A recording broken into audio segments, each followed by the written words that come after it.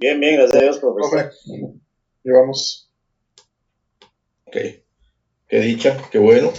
Entonces, hoy vamos a iniciar el módulo número 4, que es sobre automatismos eléctricos. Vamos a arrancar con automatismos eléctricos y entonces, regálame un momentito para buscar acá en mi computador el programa para ver qué es lo que vamos a estar trabajando en este módulo número 4. Vamos a ver. Un momentito para traerme mi PDF a la pantalla. Acá tenemos el PDF y vamos a ver en el módulo número 4 qué es lo que vamos a estar viendo. Acá tenemos el módulo número 4 que se llama automatismo y control eléctrico. Ya está activo en la plataforma, ya está activado y ya está ahí el material didáctico que corresponde a este módulo. En este módulo vamos a empezar hoy precisamente con la presentación del programa, que es lo que estamos haciendo ahorita. Vamos a ver algunos tipos de automatismos, algunas generalidades, aplicaciones, tipos de mecanismos, de todo lo que tiene que ver con automatismos eléctricos y algunos elementos de protección de circuitos eléctricos. De ahí pasaremos a hablar seguidamente de elementos de control y potencia para automatismos y luego de circuitos de control eléctrico de tipo industrial. Hablaremos de generalidades, de métodos de controles y algunas otras cosas, categorías, etc. Prácticamente las dos primeras lecciones vamos a estar con una parte un poquito teórica sobre todo lo que tiene que ver con automatismos y a partir de la tercera lección estaremos empezando a trabajar los laboratorios. Acá vamos a tener en este módulo 13 laboratorios que vamos a estar desarrollando. El laboratorio número 1 corresponde al arranque de un motor trifásico manual. El laboratorio número 2 hablaremos sobre la inversión de giro de un motor trifásico manual. El laboratorio número 3 corresponderá a la inversión de giro de un motor trifásico, pero ahora automáticamente.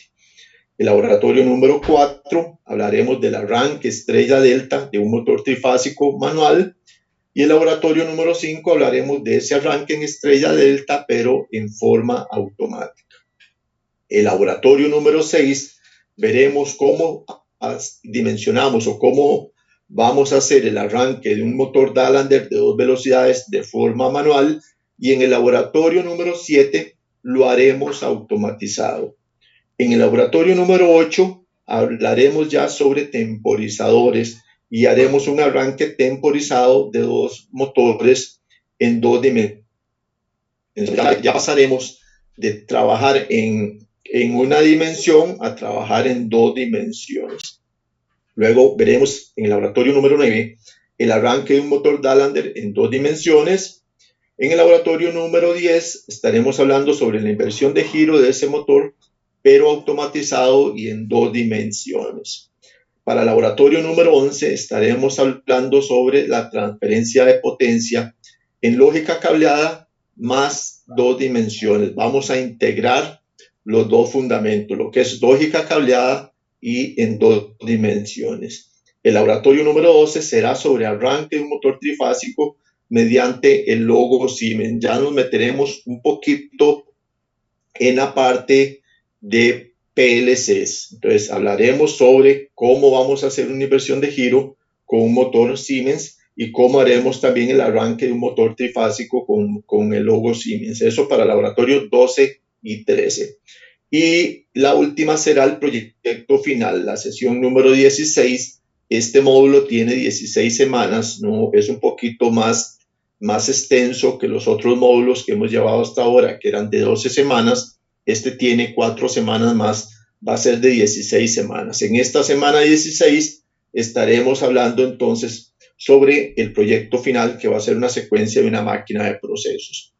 Entonces, como pueden ver, tenemos 13 laboratorios y esos 13 laboratorios van a tener una calificación o un valor de un 5% de la nota porcentualmente. Cada uno de esos laboratorios valdrá un 5%.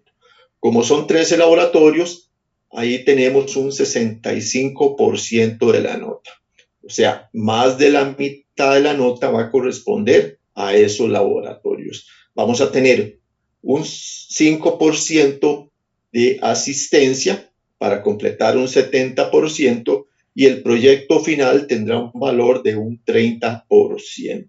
Así es como se va a evaluar este cuarto módulo. Como ven, no tenemos quizzes, no tenemos exámenes, sino que todo lo vamos a hacer por laboratorios. ¿Estamos de acuerdo, muchachos? ¿Estamos claritos? Profe.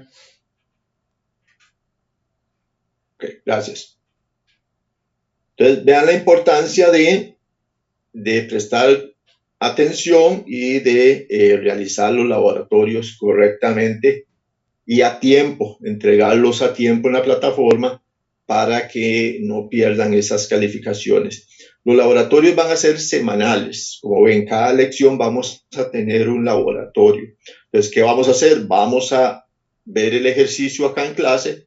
Yo les voy a hacer el ejercicio paso a paso, como hacemos siempre en clase, y va a quedar la tarea o en la plataforma va a quedar activada una tarea o ese laboratorio para que ustedes lo realicen en el transcurso de la semana. O sea, al día siguiente de la lección que nosotros vamos a tener, por ejemplo, si hoy tenemos lección y estamos viendo el arranque de un motor trifásico, mañana se queda activo en la plataforma el laboratorio.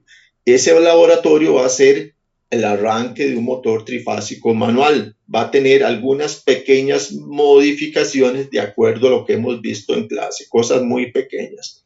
Pero va a quedar activo al día siguiente y van a tener 8 días para realizarlo. Quiere decir que la fecha de entrega de ese laboratorio tiene que ser de hoy en 8 días, el día lunes, a las 6 de la tarde. Esa es la fecha límite. Después de esa hora no se aceptan más entregas de laboratorios. Para que estemos completamente claros desde el inicio de este módulo, después de la fecha de entrega y de la hora de entrega, no se aceptan más entregas de laboratorios. Sería la siguiente lección a las 6 de la tarde, la fecha límite y la hora límite para entregar ese laboratorio. ¿Y por qué? Porque no lo vamos a entregar en la plataforma. La plataforma nos permite subir los laboratorios, las tareas y los quizzes y tener una hora y fecha de cierre que cierra y ya no recibe más. Pero por el formato del archivo que nosotros vamos a estar trabajando, como es mediante una aplicación o un software especial que tiene un formato específico, ese formato no permite subirlo a la plataforma. No se va a poder subir a la plataforma porque es un formato .cat. Entonces, todos esos trabajos, todos los laboratorios y el proyecto final, ustedes me lo van a enviar a mi correo. Y ese correo tiene que llegar antes de la siguiente lección a las 6 de la tarde. ¿Entendido, muchachos? Sí, entendido. Ok, perfecto. ¿Alguna duda sobre lo que vamos a tratar en este cuarto módulo?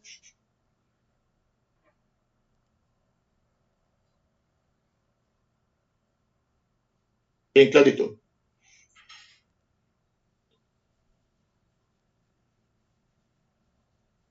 Sí, bastante claro, profe. Ok, perfecto. Entonces, vamos a ver acá la lección anterior, antes de empezar a ver la parte de automatismos, la lección anterior yo les había comentado a ustedes que les iba a presentar un documento. Voy a traerlo acá a la pantalla. Les iba a presentar un documento sobre cómo debería de quedar un informe o una proforma para un trabajo eléctrico de algún cliente que nos quiera ayudar a nosotros o que nos quiera contratar para hacer la instalación eléctrica de su vivienda, de acuerdo a lo que vimos el módulo anterior y de acuerdo al programa que ya nosotros trabajamos y que hicimos el proyecto y todo lo demás. Entonces, aquí esto es el documento que les comenté, donde vamos a hacer una cotización para una instalación eléctrica de una vivienda. van a ser servicios profesionales de técnico calificado electricista, y esta va a ser nuestra portada. Bueno, tenemos la portada de una vivienda, en este caso la vivienda es de la familia González, y la fecha y el lugar de donde está ubicada la vivienda. Entonces, esto va a ser la portada del documento que nosotros le vamos a entregar al cliente. Una vez que tenemos la portada, pues entonces vamos a tener una introducción del trabajo que le vamos a desarrollar. Por ejemplo, acá nos dice: señores, familia González presente, estimados señores. Es un placer presentar la cotización de la instalación eléctrica de la vivienda de la familia González. Es importante destacar que este proyecto se enfocará en garantizar un sistema eléctrico seguro, eficiente y conforme a las normativas vigentes.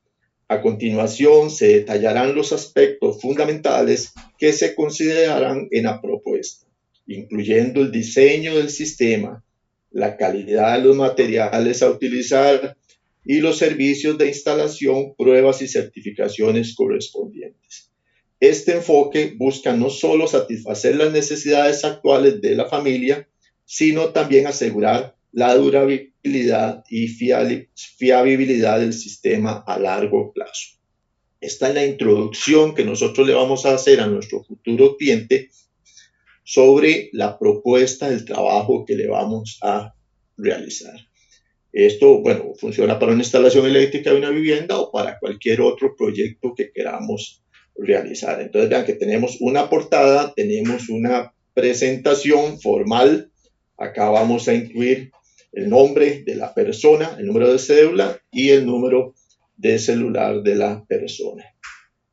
Luego tenemos en la siguiente hoja, el objetivo de la oferta. Nos dice: el objetivo de esta oferta es proporcionar un servicio integral de instalación eléctrica para la vivienda de la familia González, asegurando un sistema seguro, eficiente y duradero. La instalación se realizará conforme a las normativas vigentes, utilizando materiales de alta calidad y técnicas avanzadas para garantizar el funcionamiento óptimo de todas las instalaciones eléctricas. Esta oferta busca satisfacer las necesidades energéticas actuales de la familia, así como prever posibles futuras ampliaciones o modificaciones. En nuestros trabajos siempre nosotros, y se los he indicado, tenemos que prever ampliaciones futuras. Por eso nuestro centro de carga también tenemos que dimensionarlo, dejando al menos 4 previstas para ampliaciones futuras. En los alcances generales decimos que vamos a realizar el diseño del sistema eléctrico, la elaboración de los planos y esquemas eléctricos basados en las especificaciones y requerimientos de la vivienda.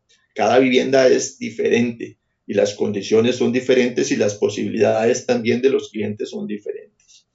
La determinación de la carga eléctrica necesaria y distribución adecuada de los circuitos. O sea, haremos el diseño y dimensionamiento que ya nosotros aprendimos a hacer en el módulo anterior. En cuanto al suministro de los materiales, bueno, en algunas ocasiones los materiales los va a suministrar el cliente, en otras ocasiones puede ser que nosotros tengamos que suministrar los materiales. Si fuese así, vamos a provisionar los materiales de alta calidad, incluyendo cables, conductores, tuberías, interruptores, tomacorrientes, tableros eléctricos y demás componentes necesarios para la instalación. O sea, nosotros tenemos que saber cómo va a estar desarrollada esa instalación, cómo va a estar prevista y qué materiales vamos a necesitar para realizar la instalación. En cuanto a la instalación y el montaje, realización de la instalación completa de todo el sistema eléctrico, incluyendo la distribución de energía, iluminación, tomas corrientes y demás elementos necesarios. Montaje de tableros de control y distribución con la correspondiente identificación y etiquetado de circuitos. O sea, le vamos a decir que vamos a hacer una instalación más profesional, donde incluso vamos a etiquetar y a identificar correctamente cada uno de los circuitos de nuestro tablero. En cuanto a las pruebas de certificación, eso es opcional. Para algunos proyectos grandes nos piden certificaciones. pero se puede dar también para proyectos pequeños. En la etapa de ejecución de pruebas de funcionamiento y seguridad de todas las instalaciones, o sea, una vez que está concluida la instalación, nosotros nos vamos a asegurar de ir a probar cada uno de los circuitos y de los componentes para asegurarnos el correcto funcionamiento de esos equipos. Y si nos solicitan, emisión de certificados de conformidad y cumplimiento de normativas eléctricas.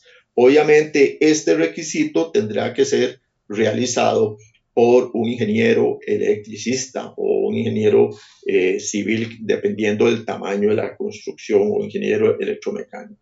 Pero ahí, si nos solicitan la certificación, casi nunca la piden, pero entonces lo ponemos, por lo menos lo indicamos en nuestra oferta de servicios.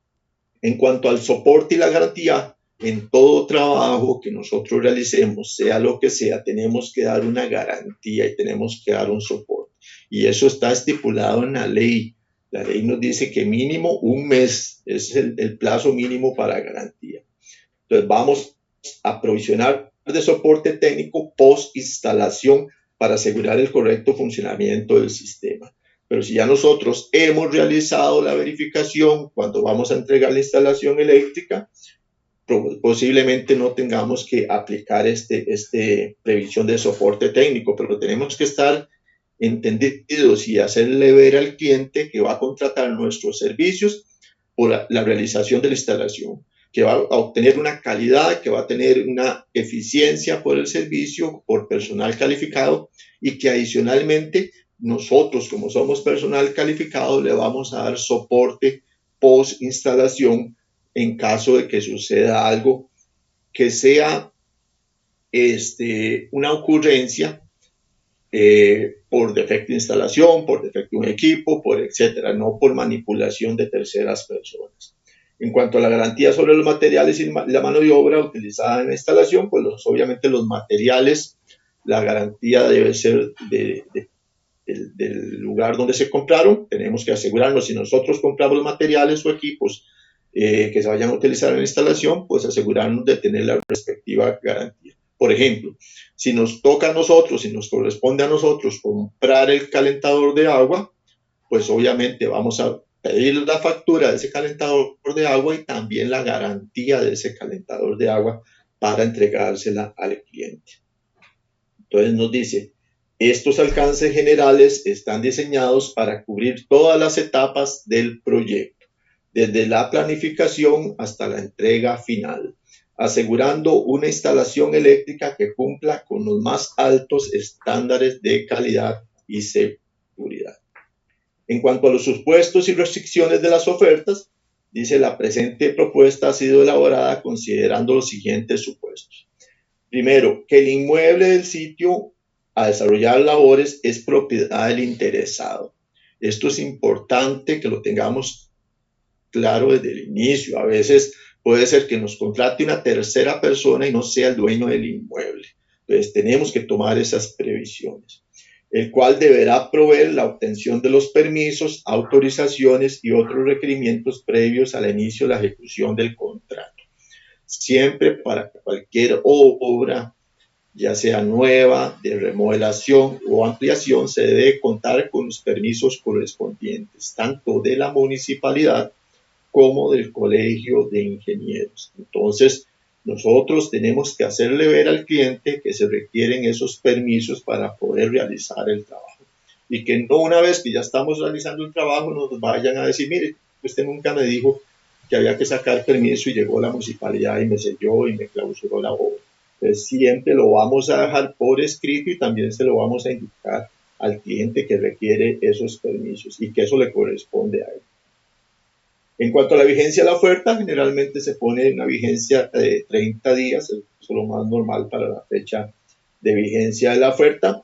En la oferta económica, pues obviamente le vamos a dar un monto, lo vamos a poner en números y luego lo vamos a poner en letras y le incluimos el valor agregado. Bueno, en este caso se puso al 2%, pero no es al 2%, sino que sería el 13% para Costa Rica. En cuanto a las garantías, los servicios profesionales aquí ofertados se realizarán brindando un servicio de calidad sobre bases de conocimiento, discrecionalidad, profesionalismo y probidad en concordancia a la normativa vigente. O sea que el servicio lo va a realizar una persona calificada, como dice nuestro código eléctrico, no una persona que no tenga los conocimientos ni la expertise para realizar la instalación eléctrica. Y que aparte de eso, de nuestro profesionalismo, vamos a tener la probidad, vamos a tratar siempre de que el cliente reciba un servicio bueno y que no sea excesivo en el costo, que sea lo adecuado. La forma de pago, existen diferentes formas de pago, generalmente se pone un 60% a la hora de contratar y un 40% cuando se finaliza la obra a satisfacción del cliente.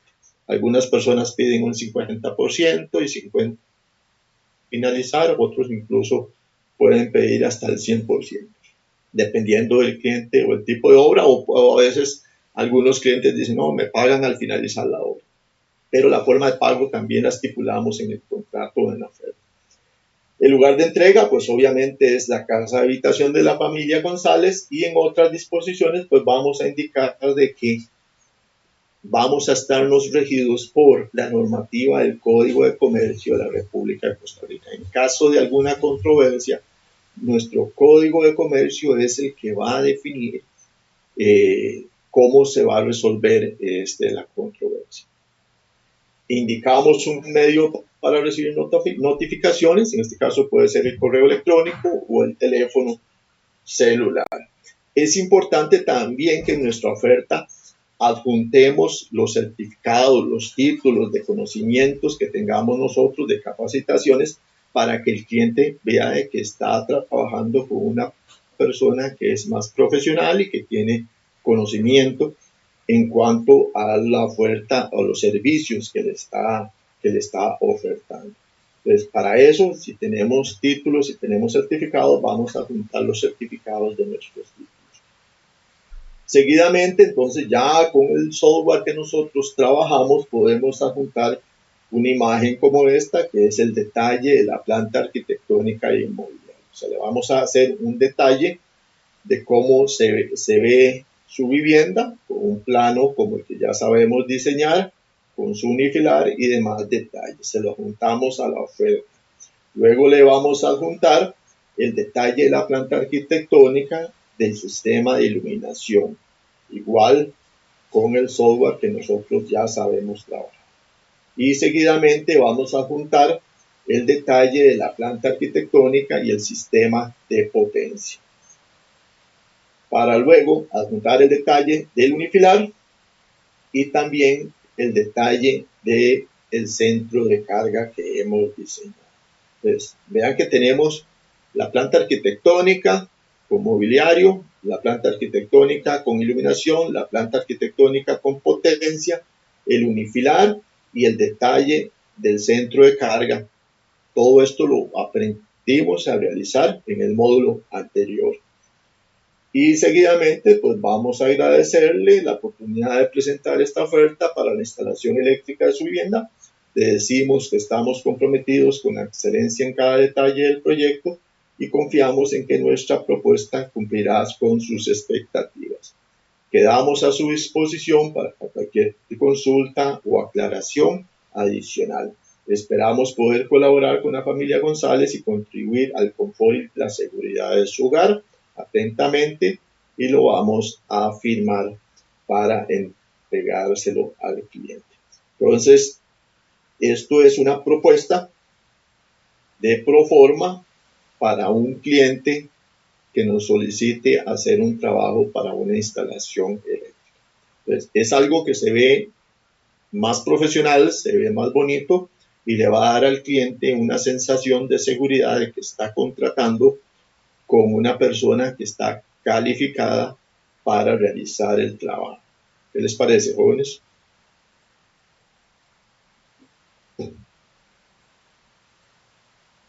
ve muy profesional el profe, se ve muy bonito, como está organizado. Sí, claro, bastante ordenado, profe, y bastante profesional. Esa es la idea y eso es lo que nos permite realizar este software, ¿verdad? Entonces, Y así es como se hace una propuesta, ¿verdad? Generalmente aquí no utilizamos este tipo de formatos. Es importante el formato, ¿verdad? Que esté bien justificado, que estén las separaciones. Ya sabemos que la portada es una única página y que la introducción también es una única página. Y siempre en las ofertas tenemos que poner todas las condiciones, dejar bien en claro absolutamente todo. Por ejemplo, si esto, aquí no estamos asumiendo que sea una obra que se vaya a realizar en una zona alejada. Si fuese en una zona alejada, pues nosotros tendríamos que incluir aquí alguna cláusula, ¿verdad?, que indique que por el transporte y esto va a tener una diferencia, un sobrevalor o cosas así por el estilo. O si se va a realizar una obra, por ejemplo, en una empresa que nos pida un horario específico, también deberíamos de dejarlo acá incluido. En algunas empresas, por ejemplo, a veces para poder permitir el ingreso de extraño, no, de gente externa a la empresa, le solicitan realizar algún curso de seguridad, algún curso de alguna otra cosa, o contar con implementos como cascos, arnés, cosas de eso. O sea, si contamos con todo eso, también lo vamos a incluir dentro de nuestra oferta. Pero muy importante, incluir nuestro título, o sea, que se demuestre que somos personas calificadas. ¿Okay? Y aquí incluimos entonces la parte de nuestro software. ¿Les gusta la propuesta? Sí, claro, está muy bueno, profe. Ahí si en algún momento nos puede compartir ahí en PDF o algo. Qué bonita guía, claro. Ok, eso les iba a decir. Entonces, yo les voy a pasar a ustedes, bueno, esto es un PDF, pero yo les voy a pasar al grupo el machote en Word para que lo puedan editar, para que lo tengan ahí, que lo puedan editar. Entonces yo les voy a pasar el machote en Word, es cambiar algunos detallitos, nada más figuras y más, pero estando en Word es más fácil la edición. Entonces yo se los voy a pasar ahí al grupo para que lo tengan ahí como una herramienta a futuro.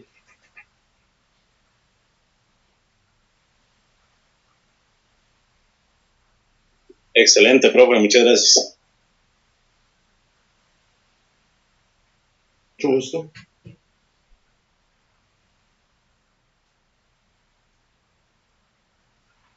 Ok, entonces hoy empezamos a hablar de automatismos eléctricos. Vamos a ver un poquito de teoría primero sobre automatismos eléctricos y luego, después de la segunda o tercera lección, estaremos ya implementando ya trabajos de práctica de laboratorios. Pero antes de eso, nosotros tenemos que empezar a ver un poquito de historia y qué son los automatismos eléctricos. En este tema es un tema que es un poquito no complicado, en realidad no es tan complicado, ¿verdad? Lo que sí hay que prestarle un poquito más de atención, ¿verdad? Tener la paciencia de prestarle un poquito más de atención, sobre todo cuando estemos en los laboratorios, y no dejar pasar los detalles.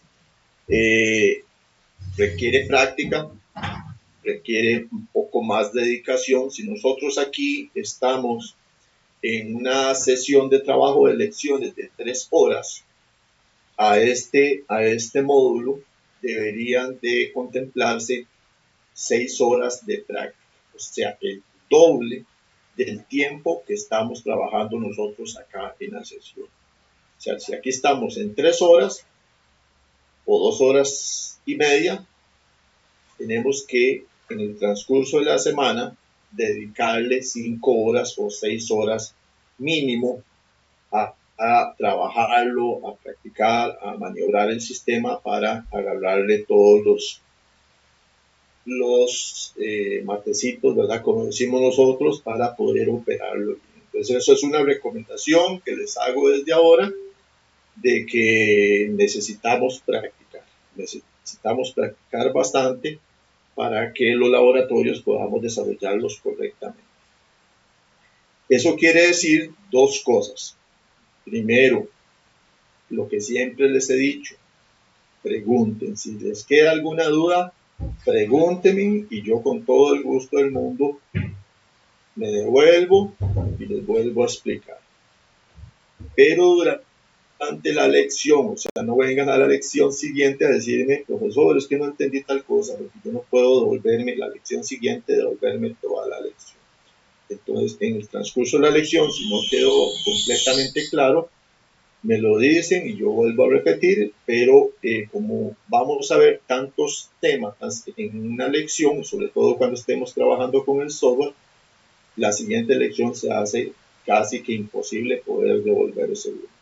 Pero para eso les va a quedar grabado en la plataforma los videos para que ustedes puedan repasarlos y adicionalmente yo los estaré subiendo al canal de YouTube también. Una vez concluida esta sesión, yo los voy a estar subiendo al canal y les estaré enviando ahí al grupo el enlace para que ustedes lo puedan repasar en el canal por cualquier cosa que tenga algún inconveniente y no puedan ingresar a la plataforma institucional.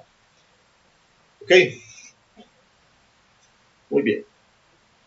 Entonces, hablemos de automatismos eléctricos. En toda empresa, que es donde nosotros más vemos los automatismos eléctricos, porque es en la industria donde más se utiliza la automatización, porque ahí es donde tenemos procesos que requieren diferentes tipos de maquinarias, diferentes tipos de equipos, y ahí es donde tenemos entonces mayor automatización de procesos, de sistemas. Todas las empresas deberían de centrarse en mejorar la productividad, y de hecho así es. En la vida real, los empresarios están buscando siempre mejorar la productividad. Y mejoramos la productividad cuando nosotros adquirimos herramientas o equipos que sean más modernos, que sean más eficientes. Y para eso es importantísimo la automatización, porque nos va a permitir reducir costos, reducir también en trámites y permitir que los equipos y las personas liberen tiempo para centrarse en otras tareas de valor añadido. Entonces, el automatismo nos ayuda a eso, o les ayuda a los empresarios a eso.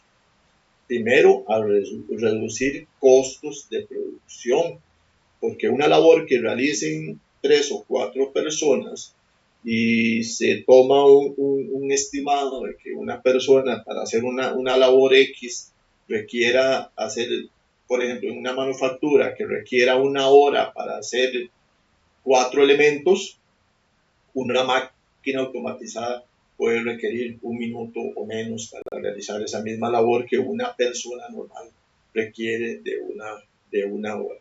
Entonces, reduce los costos, reduce también el peligro, la seguridad, aumenta la seguridad de las personas porque ya ahora serán maquinarias que están haciendo las labores, y libera a esas personas para que esas personas puedan realizar otras labores dentro de la empresa que probablemente no las puedan realizar una maquinaria.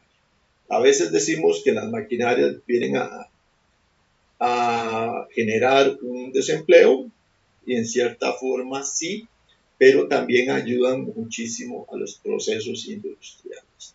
Ayudan demasiado a los procesos industriales, sobre todo en labores que son muy complicadas, que son meticulosas o que requieren de aplicación de alguna fuerza y demás. Entonces, también a nivel de seguridad, hay procesos industriales que son muy peligrosos para las personas y las máquinas las pueden realizar de una forma efectiva y sin ocasionar tiempos muertos de operarios que se vean incapacitados porque sufrieron algún accidente en su labor. Pues también a nivel de seguridad es una gran ayuda lo que nos dan los automatismos eléctricos en la vida cotidiana. Y aquí es donde entra en juego entonces la automatización, porque las empresas en ese afán de innovar van a utilizar la automatización y la inteligencia artificial, que tanto está de moda ahora, para fortalecer sus fortalezas, compensar las debilidades y capacitar a las personas para que se concentren en lo que realmente importa. Ese es el objetivo de la automatización en la vida real. Para pasar la diapositiva. Acá tenemos un proceso industrial en donde tenemos un proceso completamente automatizado. Vemos que no tenemos en este proceso personas que están interviniendo. ¿Cuál es la intervención de las personas en este proceso? Programar el sistema. Ahí vemos la pantallita, por ejemplo, del sistema de programación. Las personas vienen, programan, le dan el botón de arranque y el sistema de forma automática empieza a realizar toda la producción.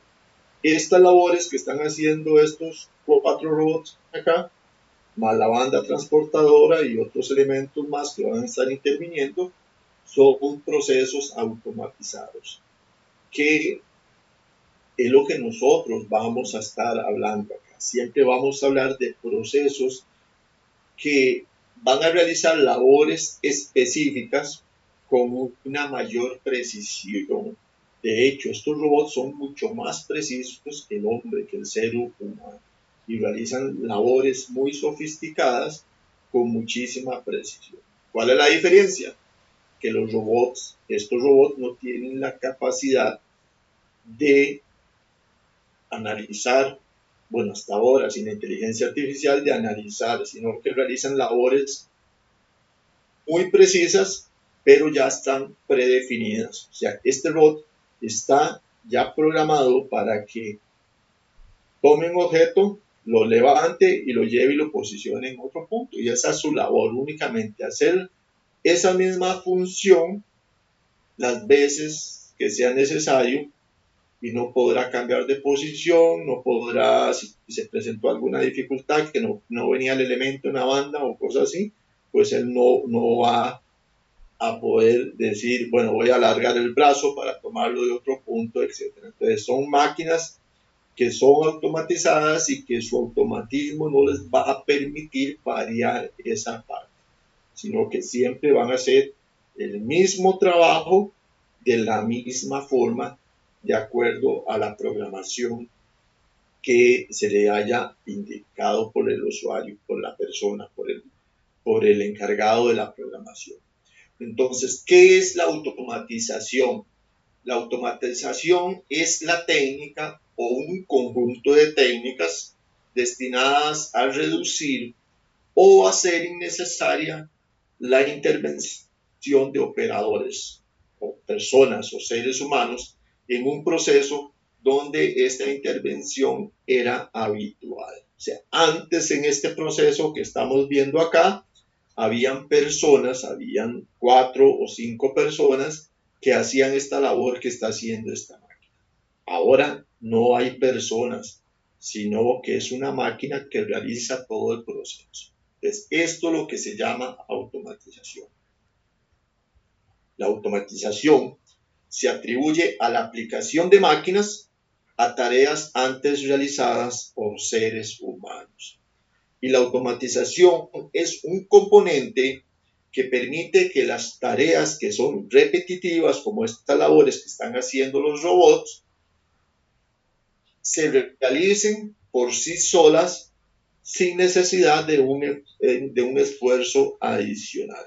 O sea, estos brazos robóticos ya tienen una capacidad, por ejemplo, para levantar un peso, y lo va a hacer las veces que esté asignado, que sea programado, sin ningún inconveniente, porque ya está capacitado para hacer estas repeticiones sin necesidad de un esfuerzo adicional. Ya todo está programado y todo está controlado para que sea de esa forma.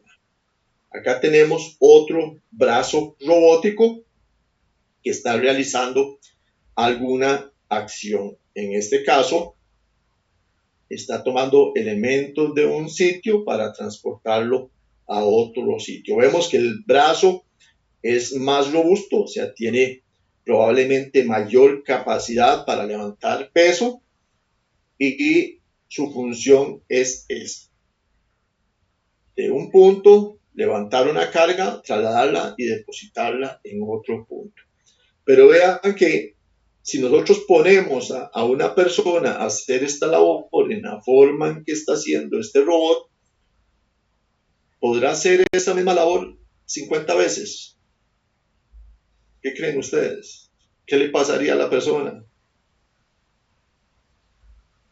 Sí, profe, se fatiga. Sí, la precisión no sería la misma. No habría precisión, correcto. Se fatiga, podría presentar problemas de lumbalgia, de cintura, de un montón de cosas. Si tiene que ir al servicio o si tiene que ir a hacer alguna otra cosa, tiene que suspender completamente la labor, ¿verdad? Si tiene que ir a almorzar. Se pierde tiempo. No, exactamente. Entonces, vea lo que facilita la robótica, lo que facilita el automatismo a las labores complicadas en una empresa. O sea, una persona que esté haciendo esta labor no va a poderlo hacer de forma continua como está este brazo robótico en este momento, porque va a tener problemas de salud, pero casi que inmediato. Entonces, el proceso sería mucho más lento, va a tardar mucho más, no sería tan efectivo, tendría menos precisión, como indicaron por ahí, y también no sería continuo, ¿verdad? Entonces, ¿cuáles son las ventajas de la automatización? Las ventajas de la automatización comúnmente atribuidas a esta automatización incluyen tasas de producción más altas y mayor productividad. Y esto es lo que buscan los empresarios precisamente, mayor productividad. El uso más eficiente de los materiales, porque también los brazos robóticos o las máquinas robóticas, por ejemplo, para corte materiales son mucho más precisas. Hay menos desperdicio de material, ¿verdad? Por ejemplo, los que trabajan en metalurgia o que trabajan en procesos industriales de cortes de metales para realizar moldes o cualquier cosa, el uso del material es más eficiente y hay menos pérdidas, ¿verdad? ¿Alguno trabaja en máquinas de ese tipo? Yo trabajo en una industria de manufactura médica y sí se ven varias cosas así, o sea, ciertos cuartos que tienen pues bracitos así y otros que hay que ayudarles igual a hacer el trabajo. Ah, ok, correcto, correcto. Pero sí son labores muy específicas, ¿verdad? Y sobre todo en industria médica, por ejemplo, Intel, en microchips y todo eso, hay labores, o sea, que definitivamente el humano no las puede realizar, tienen que ser máquinas como estos robots, porque son muy, muy precisas, son tan minúsculas que tienen que ser muy precisas y solo este tipo de brazos robóticos lo pueden realizar. Entonces nos va a dar un uso más eficiente de los materiales, también vamos a obtener una mejor calidad del producto, mejoramos la seguridad, como ya lo hemos indicado, y también podría indicar que para un proceso productivo se pueden obtener semanas laborales de menos horas y tiempos menores de fabricación. Entonces, la fabricación va a ser mucho más rápida, obviamente, ¿verdad? Vamos a tener mayor volumen de fabricación, entonces podemos tomar decisiones a la hora que vamos a programar ventas o programar envíos de productos a otras regiones, porque ya sabemos qué nos va a dar el brazo, o sea, cuántos elementos nos va a fabricar una maquinaria que esté completamente automatizada. Un mayor rendimiento y una mayor productividad han sido dos de las principales razones para justificar el uso de la automatización. Entonces, son más beneficios que nos da la automatización que cosas en contra. Aquí tenemos un sistema, por ejemplo, automatizado para construir vehículos, para ensamble de vehículos, tenemos mayor cantidad de brazos que realizan diferentes funciones en un proceso. Entonces vamos a ver la automatización como un proceso donde vamos a requerir realizar diferentes acciones, diferentes configuraciones para lograr un objetivo final. En este caso, el objetivo final va a ser un vehículo completamente acabado. Entonces, los sistemas automatizados generalmente realizan el proceso de fabricación con menos variabilidad, o sea, más precisos que los trabajadores humanos, lo que resulta en una mayor calidad del producto. Además, un mayor control del proceso general se puede lograr cuando tenemos sistemas automatizados. Y esto nos va a generar un uso más eficiente de los materiales, lo que va a resultar en menos desechos. O sea, lo que habíamos indicado anteriormente, que menos desperdicio de materiales. Otra de las cosas que habíamos indicado era la seguridad del trabajador, que también va a ser una razón muy importante para automatizar una operación industrial.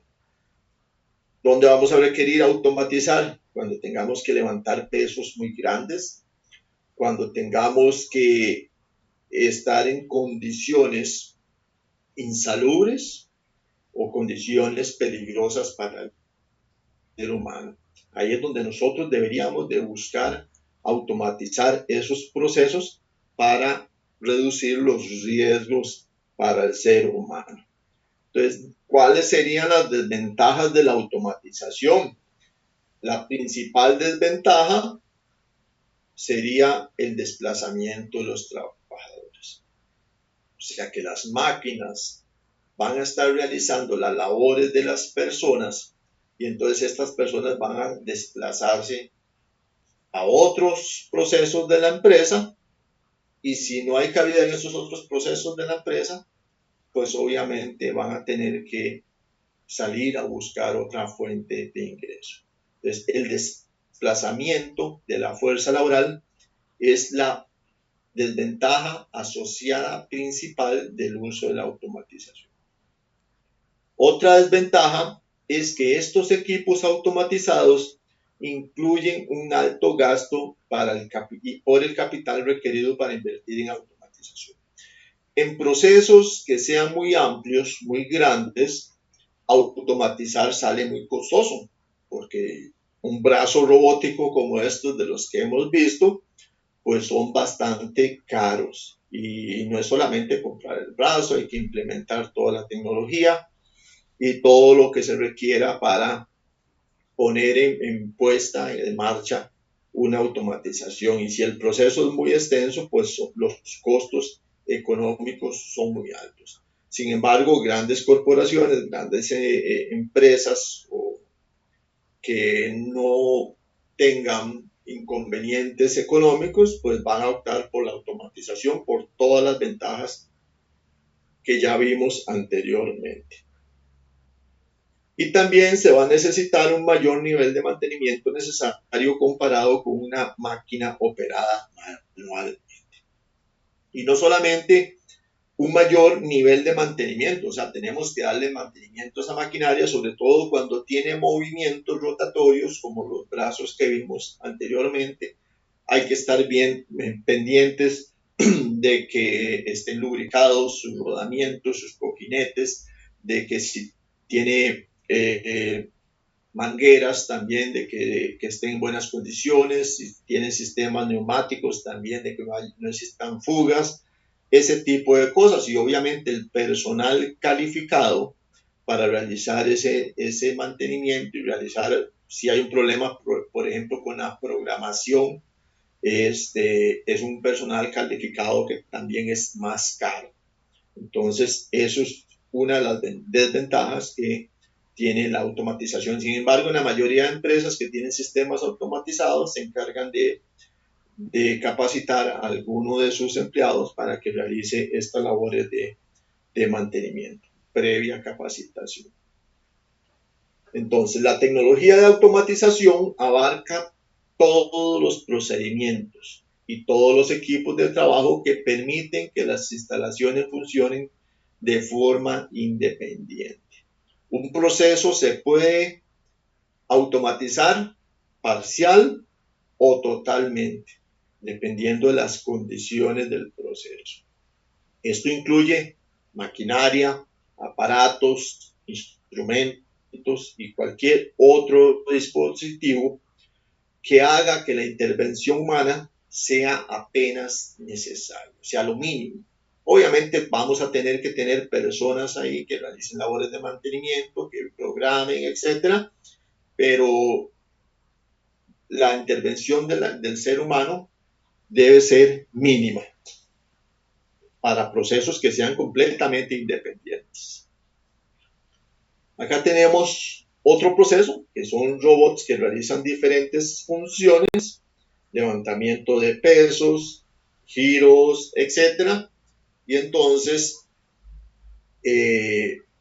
esta labor también, si la realizara una persona, también sería una labor bastante complicada. Aquí vemos que esta labor que están realizando esos robots en la vida real, esta que estamos viendo acá, esto es en la vida real, y esto que estamos viendo acá es ya mediante un software de programación. Cómo mediante un sistema se pueden programar esos movimientos de estos dos brazos robóticos y que se logren a la perfección. Esto es lo que hace el ser humano. El ser humano realiza programas que hagan que estas labores se vean tan sencillas y tan prácticas. Esta disciplina, perteneciente a las ciencias de la ingeniería, abarca un enfoque multidisciplinar que incluye la ingeniería mecánica, la ingeniería eléctrica y la informática. ¿Por qué? Porque tenemos elementos que se mueven, que giran, que levantan pesos. Eso es pura mecánica. Tenemos ingeniería eléctrica porque tenemos alimentación eléctrica para todos esos componentes. Y la informática porque por medio de este software nosotros podemos programar todos los movimientos y las secuencias que están haciendo estos brazos robóticos. Y si tenemos neumática, ahí también metemos neumática. Entonces son una serie de combinación de diferentes ingenierías, especialidades de ingeniería que están interviniendo en un único proceso como en este caso. Y existe una nueva ingeniería que está relacionada con la automatización, aparte de estas tres ingenierías que vimos, que se llama mecatrónica. La mecatrónica es una tecnología que combina la mecánica, la electrónica y la informática, las tres que vimos anteriormente, pero se le adiciona la ingeniería de control. Entonces, esto que estamos viendo acá es mecatrónica. Las tres ingenierías que vimos anteriormente, la eléctrica, la mecánica y la informática, unido con la ingeniería de control para lograr que un proceso como este quede completamente automatizado. Entonces, el objetivo de la tecnología de la automatización es precisamente automatizar las máquinas e instalaciones para que funcionen de una forma autónoma, con eficiencia y una baja tasa de error. O sea, que sea más eficiente y más precisa.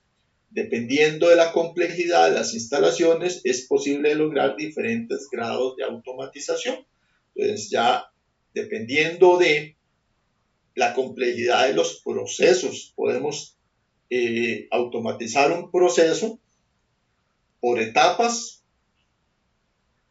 por partes o un proceso totalmente. Eso dependiendo de la complejidad. Por eso podemos decir que la automatización la podemos aplicar a diferentes etapas de un proceso dependiendo de nuestra conveniencia o de nuestra posibilidad de inversión.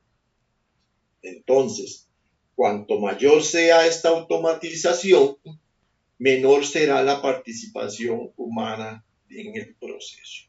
Si tenemos mayor automatización, pues obviamente tenemos menos personas que están interviniendo en ese proceso de las maquinarias que tenemos ahí.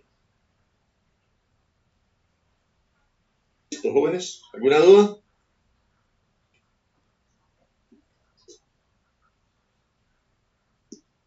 No, profe, todo muy claro.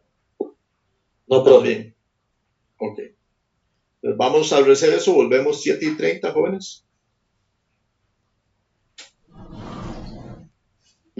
Ok, de acuerdo, profe.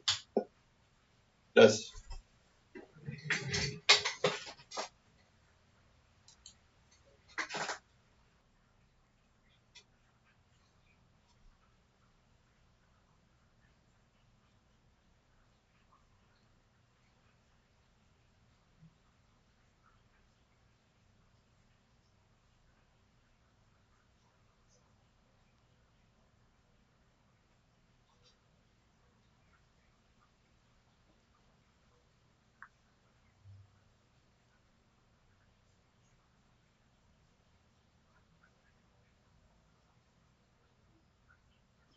Señores, ¿cómo estamos?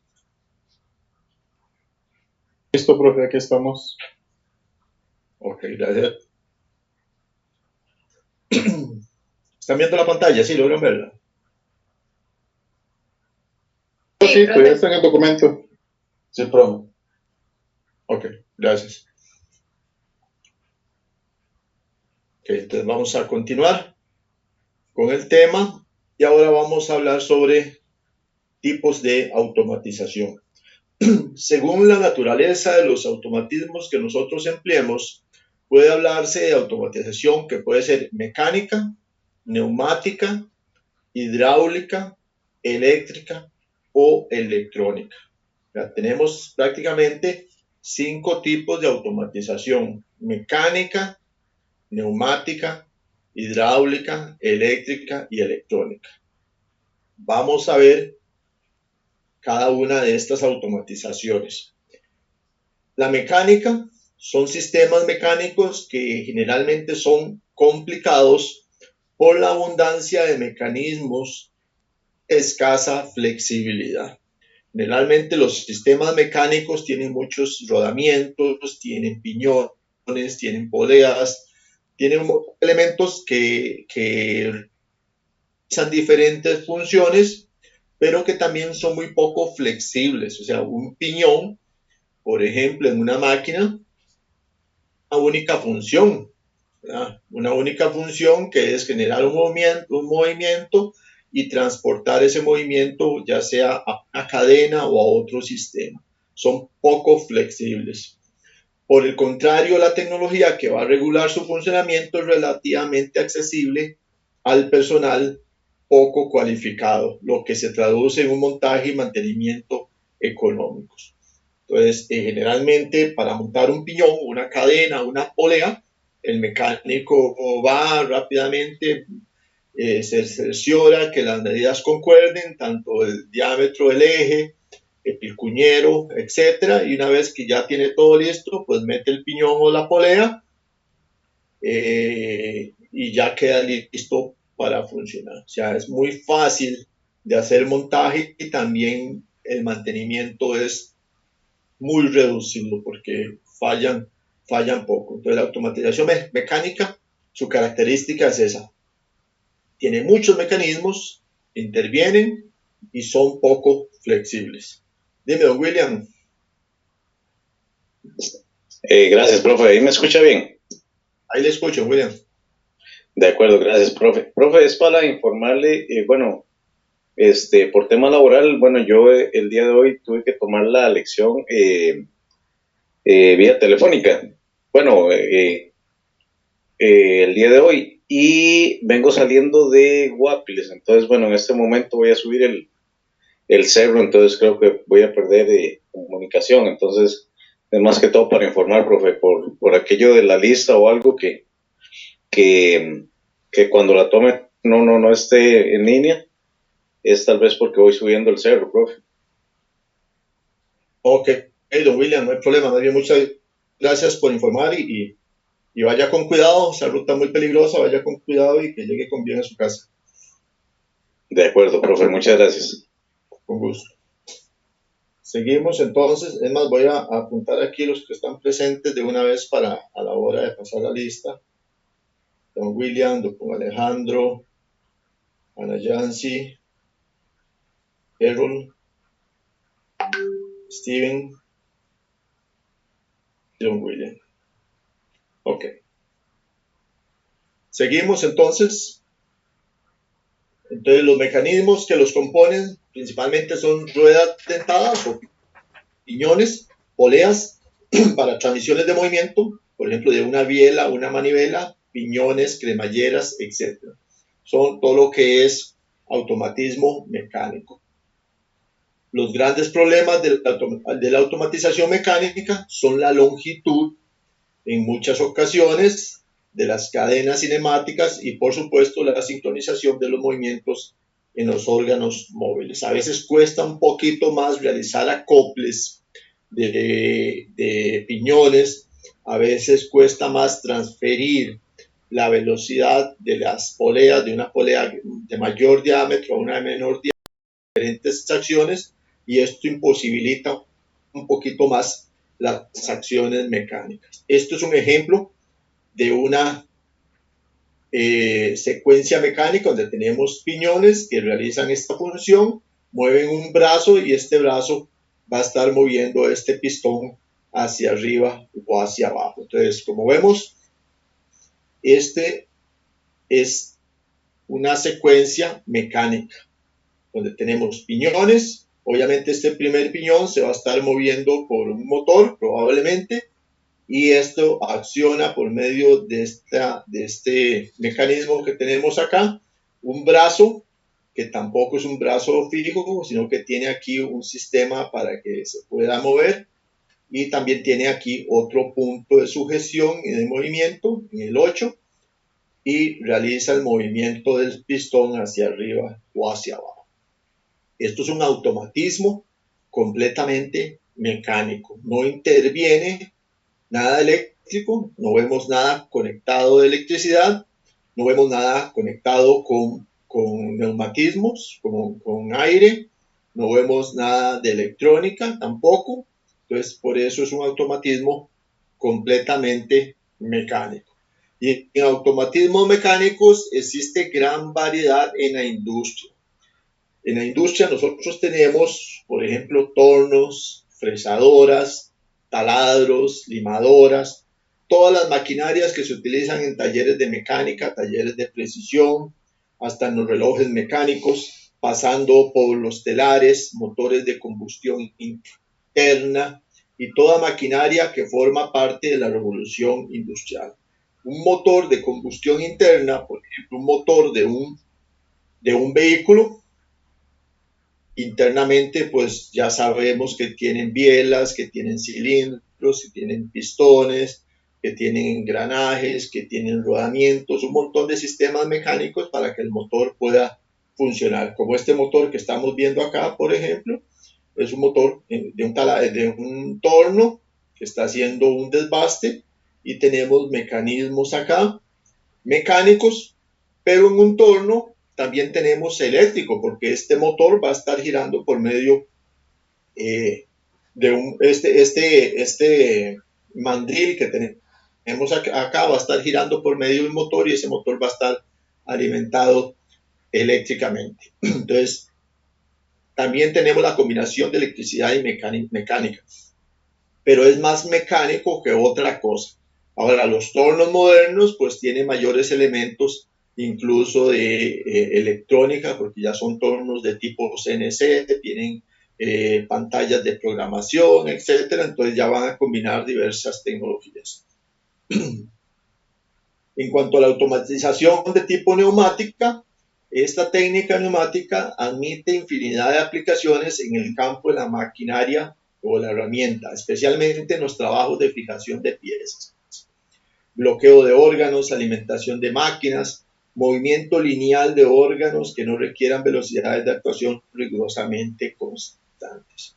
La neumática también es muy utilizada en automatismos porque nos permite llegar a sitios también donde no podemos llegar con otro tipo de automatización.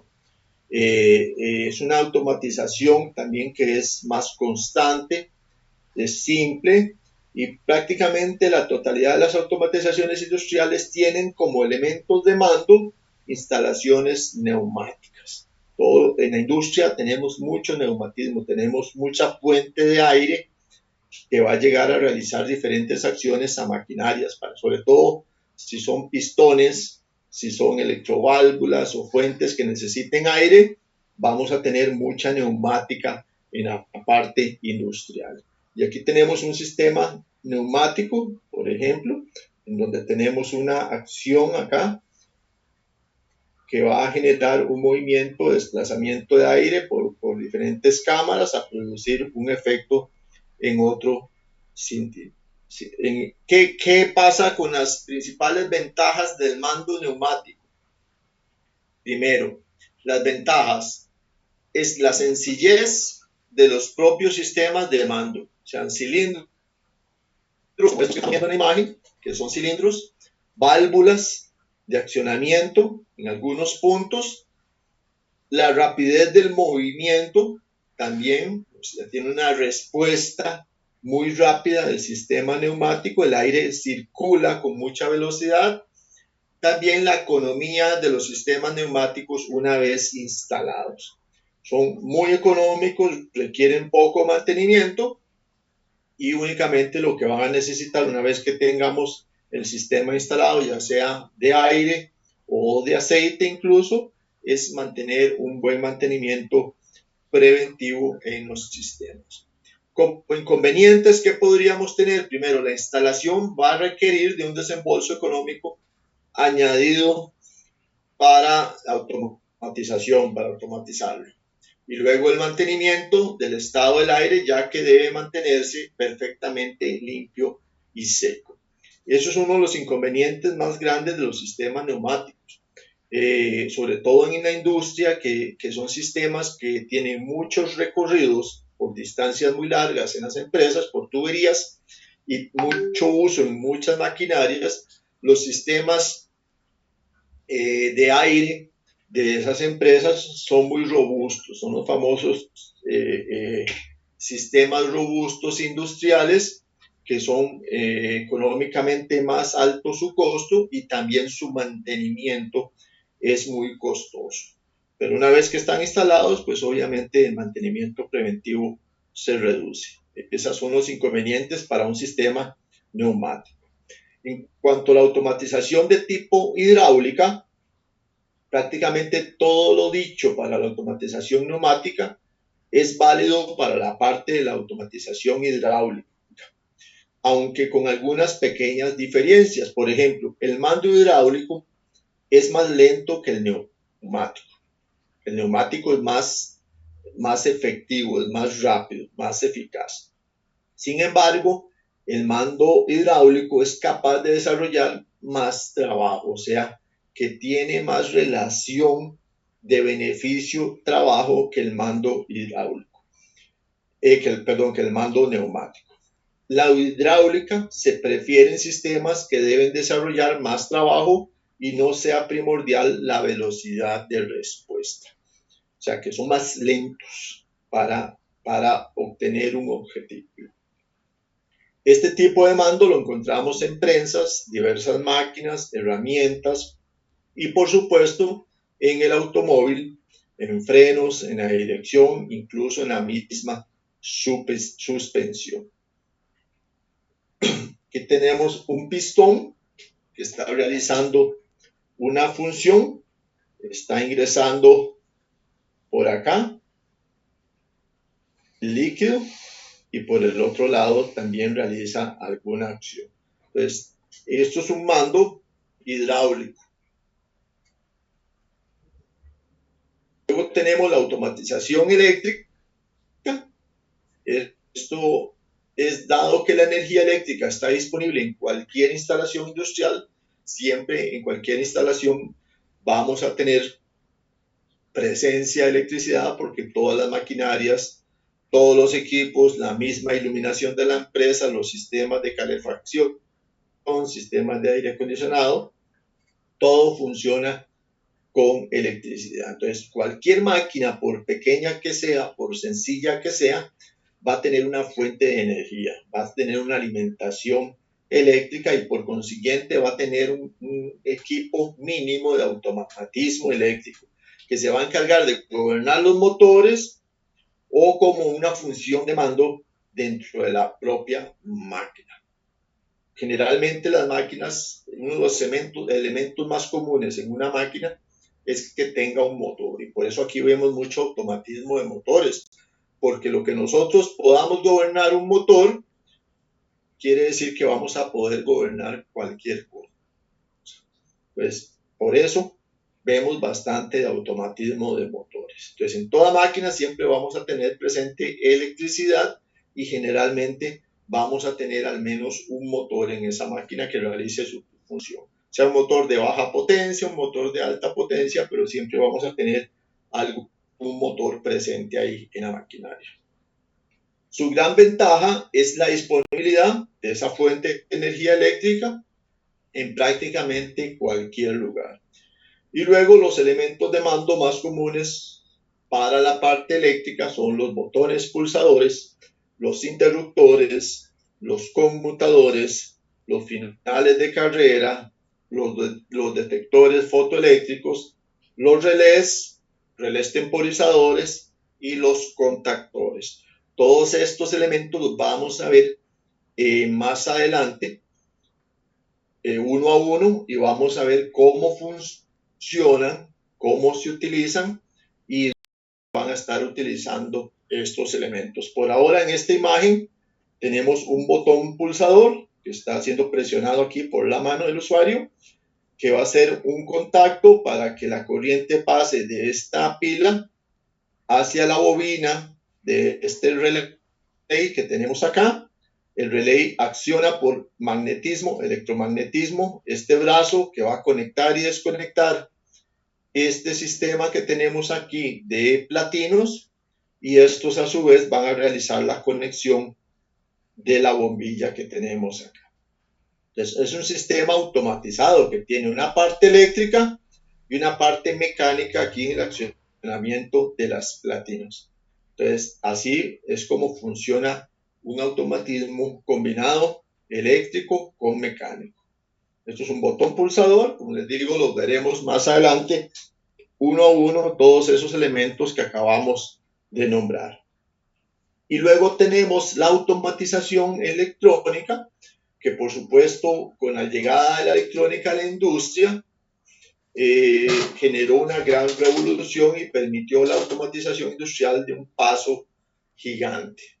Vino a cambiar absolutamente todo lo que existía en el momento. La electrónica llegó a ser la base de la automatización industrial, porque por medio de la electrónica se pudieron digitalizar muchos elementos y esto obviamente hace que los sistemas, aunque sean más complejos, se volvieron más complejos por la parte de la electrónica, permiten por la utilización de ordenadores o computadoras que se realicen automatizaciones más sofisticadas, más precisas y con esto evolucionamos a la utilización en los sistemas automáticos de el autómata programable, o que nosotros conocemos como PLC, controlador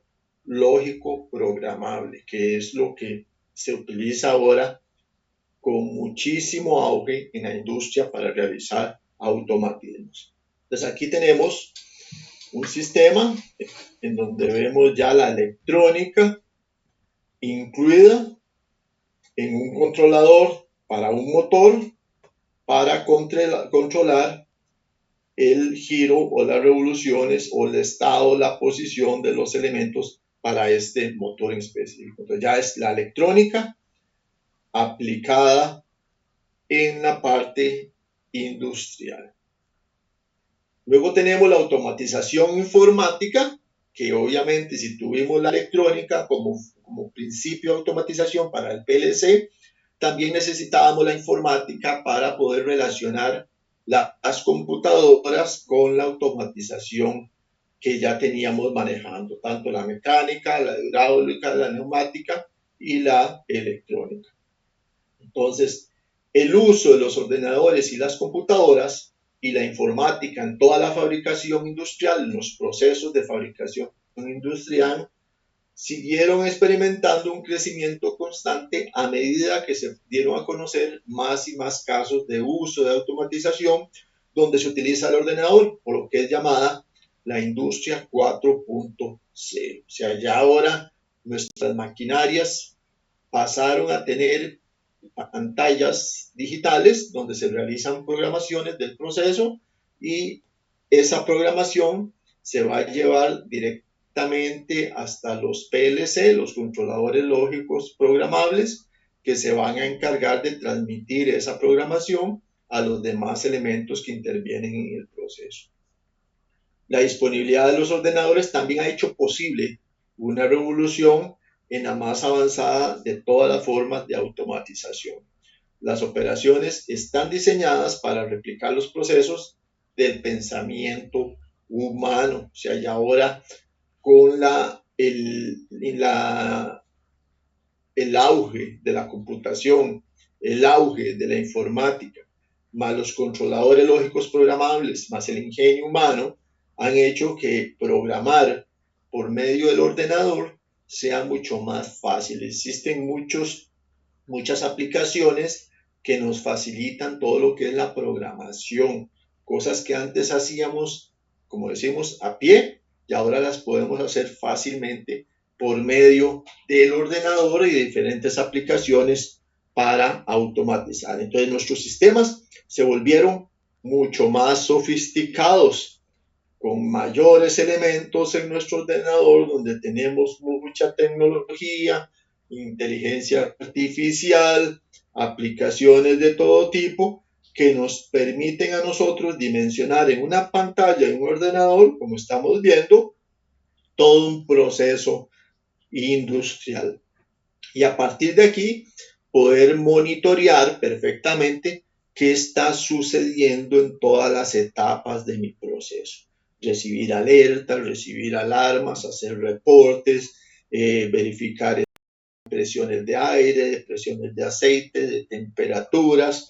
Todo lo podemos hacer por medio de aplicaciones en nuestro ordenador que ya ahora vamos a estar monitoreándolas en tiempo real en cualquier sitio sin necesidad de que el operario esté haciendo reportes manuales de qué está sucediendo con la maquinaria. Entonces, esto es ya aplicación informática en los procesos de automatización industrial. Y después de la aplicación de la informática, pues vamos a tener la automatización de tipo robótica, que es lo que vimos al inicio, que va a estar muy vinculado a la informática y a la electrónica, y que también es el mundo de la robótica.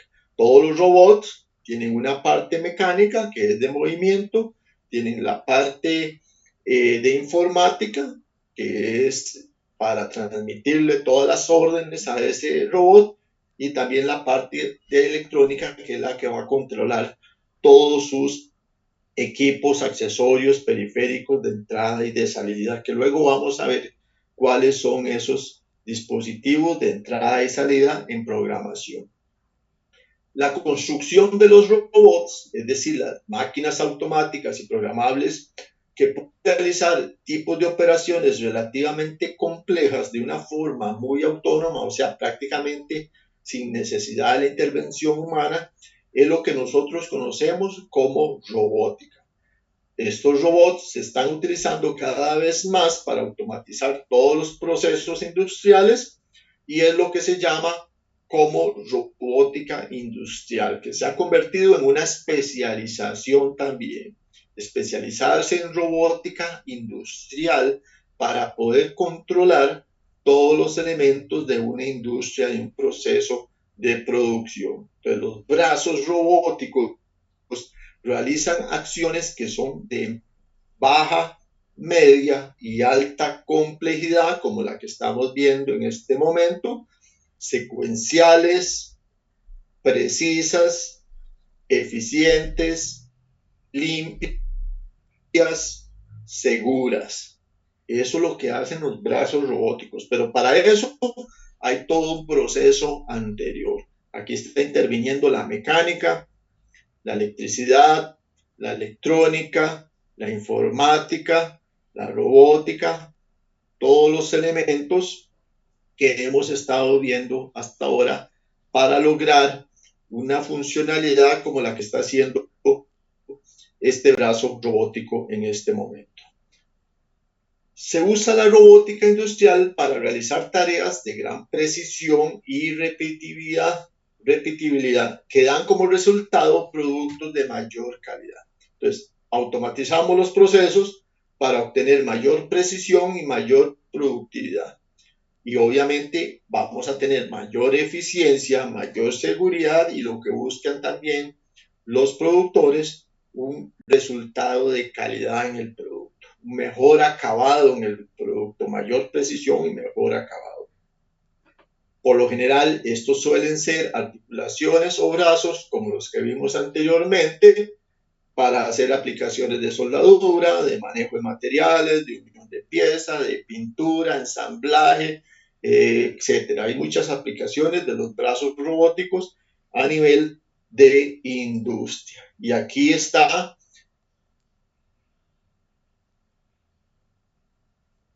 algo de lo que la gente dice que podría pasar, de que un brazo robótico o un elemento autómata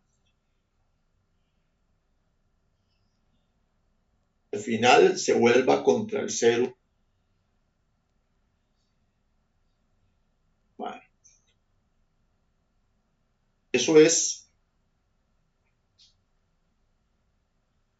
lo que dicen que podría pasar en el futuro, que los brazos se salgan, o la robótica, los equipos que sean programables por el mismo ser humano, se vuelvan contra al ser humano en algún momento. Pero esperemos que esto no suceda, ¿verdad? Imagínense.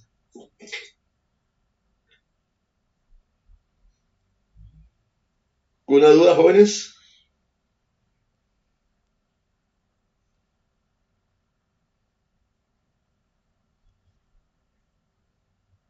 No, profe, ninguna. ¿Comentario? No, pero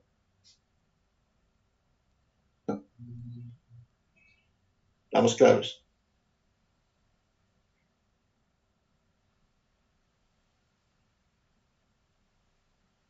Permítame un momento para salirme de acá.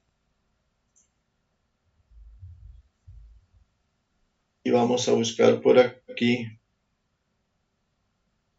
la otra presentación para hablar un poquito de, vamos a ver qué se me hizo. Por acá lo tengo.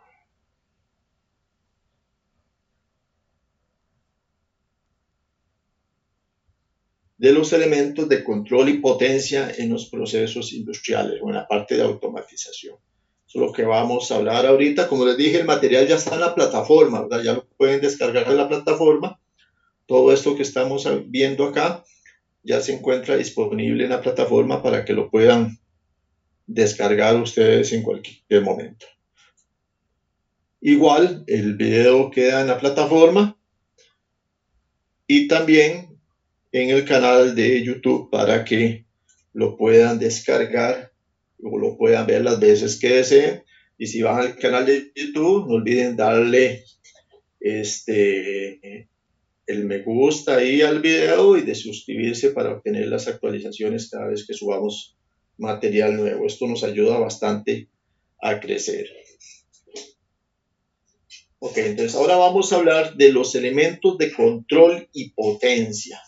todos esos elementos que acabamos de hablar rápidamente en la presentación anterior y que nos permiten gobernar todos los automatismos eléctricos. Entonces, aquí vemos, por ejemplo, en la imagen, al lado izquierdo, en la parte izquierda, tenemos por acá arriba, RST, tenemos un grupo de fusibles por acá, tenemos un contactor por acá, KM1, tenemos una protección térmica que se llama F1 y tenemos un motor trifásico acá conectado. Es un arranque directo de un motor trifásico, algo sencillo.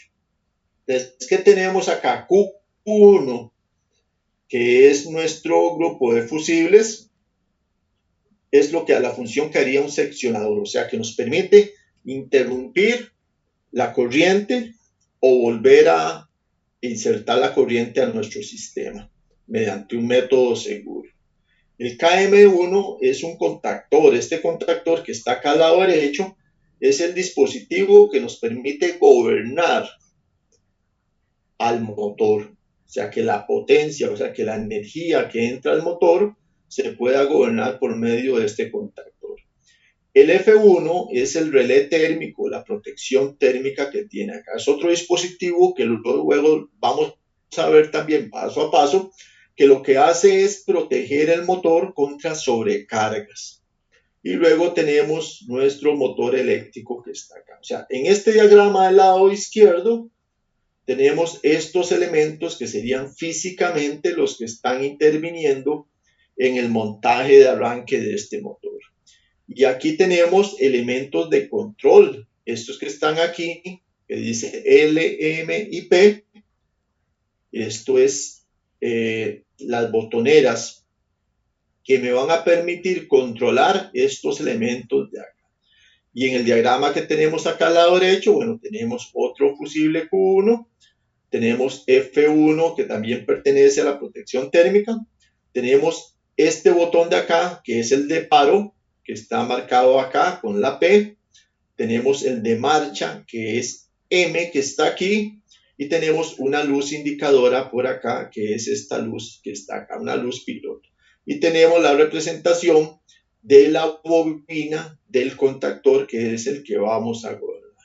Entonces vamos a tener un circuito de potencia y un circuito de control para gobernar este motor que tenemos acá. Y al lado derecho, en la sección que está en anaranjado, pues tenemos la disposición de estos elementos. Tenemos el seccionador fusible, el contactor, el relé térmico y el motor. Y acá al otro lado tenemos los elementos del sistema de control para este motor. Así es como funciona un automatismo industrial. Este es un automatismo muy pequeño porque es únicamente el arranque de un motor, pero industrialmente así es como funcionan todos los automatismos, todas las maquinarias.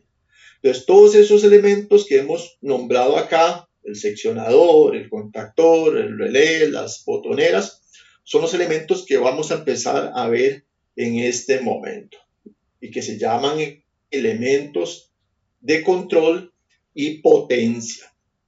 Control porque nos permiten controlar la potencia de esos circuitos. Entonces, los elementos de control o de maniobra son los dispositivos que nos van a permitir abrir o cerrar un circuito cuando lo necesitamos. Y estos son algunos de los ejemplos que tenemos acá. Acá tenemos el interruptor, que tiene una simbología, que es esta que tenemos acá. Este es el símbolo del interruptor. Y aquí está la representación física del elemento.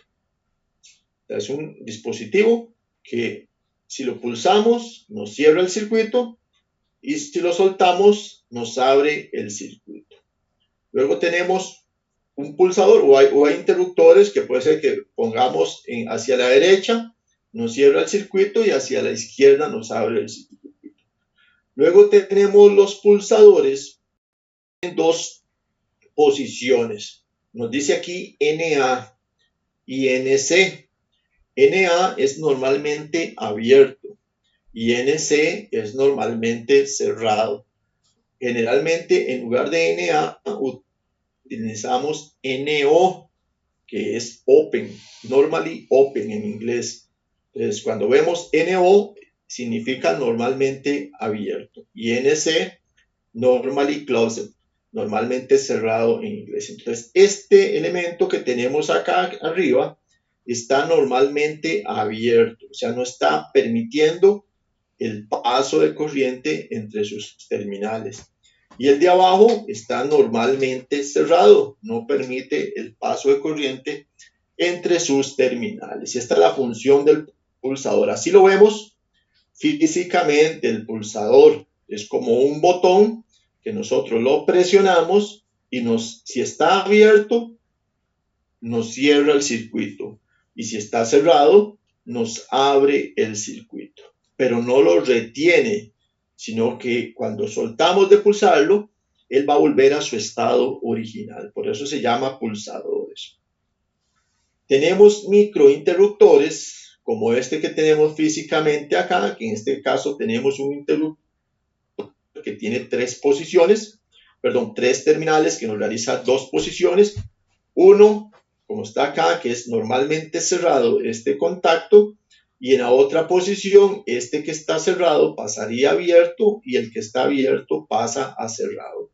Cuando nosotros presionamos esta ruedita que está acá, esta polea, y baja el elemento, entonces este que está cerrado pasa abierto y el que está abierto pasa a cerrar. Tenemos el conmutador unipolar que hace la misma función que hace el microinterruptor, solamente que este microinterruptor es accionado por algún mecanismo que presiona la ruedita. Y este conmutador unipolar tiene que uno con su mano moverlo de posición, cambiarlo de posición. Tiene tres patillas, que son estos elementos de acá. El que está cerrado pasaría abierto y el que está abierto pasaría a condición de cerrado cuando le cambiamos la posición acá. Luego tenemos el conmutador bipolar que tiene la misma función del conmutador unipolar, solamente que tiene mayor cantidad de elementos. Vemos que el unipolar tenía solamente tres patillas. El multipolar o el bipolar tiene 6 patillas y hace exactamente la misma función. El del centro sería el común y el común con el del extremo cerrado y con el otro extremo abierto. Cuando cambiamos de posición, el abierto se cierra y el cerrado se abre. Y lo mismo funciona para las otras 3 patillas que tiene acá, que es la funcionalidad que nos permite hacer mayor cantidad de conexiones y gobernar mayor cantidad de dispositivos que el unipolar. Y luego tenemos uno que es muy utilizado, que es el relé que tenemos acá. El relé está compuesto por una bobina, que es este alambrado que tenemos acá. Esto es una bobina de alambre de cobre. ¿Cómo funciona? Tiene una bobina y tiene un contacto que está en condición abierto y que está accionado. Estas líneas que tengo acá me indican que ese contacto está conectado internamente con la bobina. Cuando nosotros aplicamos a esta bobina una corriente, se va a producir un efecto electromagnético que va a jalar una palanquita o un contacto que tiene aquí por magnetismo y va a realizar una conexión de los dos terminales, o sea, va a cerrar el circuito. Cuando se accionó la bobina, cierra el circuito. Entonces es un sistema electromagnético generado por magnetismo que va a estar generando la bobina allá. Luego tenemos los interruptores. Tenemos el interruptor simple que permite abrir o cerrar un circuito, que es este que tenemos acá, que todos lo conocemos. Es un interruptor, en una posición está abierto y en la otra posición está cerrado. No es como el pulsador que se devuelve a su condición inicial, o sea, el interruptor o está abierto o está cerrado. Igual tenemos el interruptor doble que hace la misma función, los dos contactos abiertos y en la otra posición los dos contactos cerrados. Y así es como funciona el interruptor simple. En este caso tenemos una bombilla que está conectada a una pila de 6 voltios y el interruptor está en su condición cerrada. Entonces está pasando la corriente, el flujo de electrones se está dando por la bombilla y está produciendo un efecto acá. Tenemos un interruptor acá, en este punto, que está en su condición cerrada, en posición cerrada. O está cerrado o está abierto. Tiene únicamente dos condiciones, o cerrado o abierto. Y aquí tenemos el interruptor doble, que en este momento lo tenemos ubicado acá, que ahora vemos que está unido por unas líneas discontinuas. Eso indica que cuando este está en esta posición, que está el interruptor, está cerrado. Si presionamos el interruptor, entonces estos elementos que están aquí se van a abrir y va a desconectar las dos lámparas. Esta sección va a desconectar esta lámpara y esta otra sección va a desconectar la otra lámpara. Es un interruptor doble o bipolar.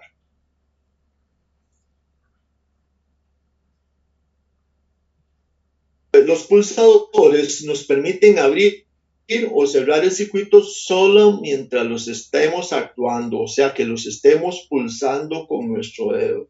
Cuando nosotros dejamos de pulsar ese elemento, va a volver a su condición inicial. O sea que si el pulsador está abierto y yo lo pulso, se va a cerrar. Y cuando yo quito el dedo del pulsador, se va a volver a su condición abierta. Y eso es el funcionamiento de un pulsador. El pulsador normalmente abierto, siempre vamos a estar utilizando a partir de este término ahora, a partir de ahora vamos a utilizar normalmente abierto o normalmente cerrado. Cuando está normalmente abierto y nosotros lo presionamos, se va a cerrar. Cuando está normalmente cerrado y nosotros lo presionamos, se va a abrir. Y así es el funcionamiento del pulsador. Entonces, este es un pulsador normalmente abierto que está en un circuito de un zumbador o de un timbre. Entonces, esto quiere decir que cuando nosotros presionamos acá el pulsador, se va a cerrar el circuito y va a sonar el timbre. Y si soltamos el dedo del pulsador, el circuito se va a abrir. O sea, no se mantiene, sino que se va a abrir. Aquí tenemos el pulsador normalmente cerrado, que sería lo contrario. Cuando nosotros presionamos acá, se va a abrir el circuito y se va a desconectar la lámpara. Y cuando nosotros lo soltamos, se va a volver a encender la lámpara porque el circuito va a volver a energizarse porque el pulsador estará normalmente cerrado en su condición inicial. Y luego tenemos los conmutadores.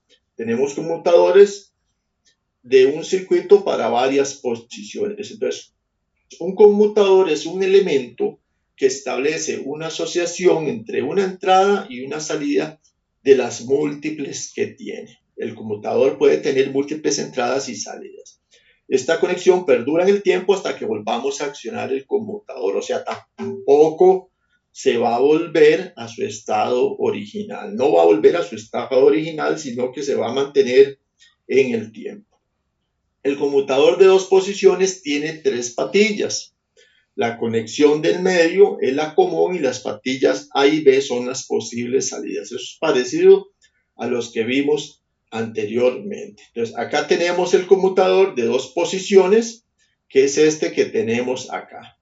Este conmutador que tenemos acá de dos posiciones es igual a este que tenemos acá. Tenemos la patilla del centro, que va a ser nuestro común, y hacia el lado derecho tener o abierto o cerrado, y hacia el lado izquierdo su conexión va a ser abierto o cerrado. O sea, la patilla del centro es la que nos va a servir como común para realizar accionamiento. Y tenemos el conmutador de multiposiciones, que es como este que está acá, que nos permite tener la patilla del centro, que es o la patilla común, que va a estar ubicada en elemento y que nos va a permitir hacer una conexión con este punto o si no con este punto, o si no con este punto, o si no con este punto, con diferentes puntos dependiendo de la posición que nosotros lo utilicemos. Y en el bipolar, que es el que ya habíamos visto, también está provisto de una conexión mecánica interna que le permite que cuando nosotros lo accionemos, las 6 patillas cambien de posición a la otra. O sea, los que están abiertos pasan a cerrados y los que están cerrados pasan a su posición de abierto. Así es como funciona el conmutador de 3 patillas. Vamos a tener la patilla central como común. Esto es nuestro común. Y vean que aquí la central está unida con la B, la de la derecha. Entonces está normalmente cerrado. Es esta condición que tenemos acá. Aquí tenemos nuestro común y está unido al B, cerrado el circuito. Y en la otra posición está abierto el circuito de la A, que es este circuito de acá. Cuando yo cambio de posición el selector, lo traslado hacia el otro lado, entonces se va a cerrar el circuito acá y se va a abrir este otro circuito de acá. Va a cambiar de posición acá. Entonces, esto es un conmutador de 2 posiciones con 3 patillas, muy utilizados también para realizar labores específicas en sistemas de automatización. Por ejemplo, una aplicación del conmutador es poder conectar y desconectar un circuito desde 2 puntos distantes. Es el sistema que nosotros utilizamos para encender una luz desde 2 puntos, por ejemplo, en una habitación, desde la parte de la entrada a la habitación y otro interruptor que esté en el respaldar de la cama o cerca del respaldar de la cama para no tener que levantarse, o uno que esté instalado en la parte baja de una escalera y otro en la parte alta de la escalera para desconectar de diferentes puntos y conectar de diferentes puntos o en pasillos muy largos. Para ese tipo de conexiones generalmente usamos conmutadores que conocemos como three-way, que son precisamente conmutadores de 3 patillas, que en una posición está el común con el otro terminal abierto y en otra posición está cerrado. Entonces son conmutadores que se utilizan. También nosotros podemos utilizar un conmutador como interruptor, porque nos hace esa función. Únicamente haríamos una de las patillas libre, sin ningún tipo de conexión, para poder utilizarlo como si fuera un interruptor, porque ya sabemos que cuando lo presionamos, este que está cerrado va a pasar abierto y el otro va a estar cerrado, pero como no tiene conexión, entonces no va a generar ningún efecto. En caso que no tengamos un interruptor y lo que tenemos es un conmutador, perfectamente lo podemos utilizar como función de interruptor para lo que ocupemos. Aquí tenemos el conmutador doble que también sirve para alternar cargas. Bueno, este ya lo vimos, no lo vamos a ver más. Y luego tenemos los microinterruptores. Un microinterruptor es conocido como final de carrera, es un componente que se adiciona mediante una palanca, es un dispositivo de palanca que tiene un movimiento, o sea que tiene que ser accionado por otro elemento para producir un efecto. En este caso lo que va a hacer es interrumpir, por eso se llama interruptor, va a interrumpir el paso de corriente para desconectar, o cuando ya pasa a la otra posición va a elevar, cambiar de posición para conectar el elemento. ¿Dónde se utilizaban muchísimo los finales de carrera? Pues en accionamiento de portones eléctricos. Ahora se utilizan otro tipo de interruptores, por ejemplo, ópticos o láser o otro tipo de interruptores, pero inicialmente se utilizaban microinterruptores o finales de carrera para realizar las funciones en los motores de garaje o de cochera. Según la forma de conectarlo, puede comportarse como un conmutador o como un pulsador.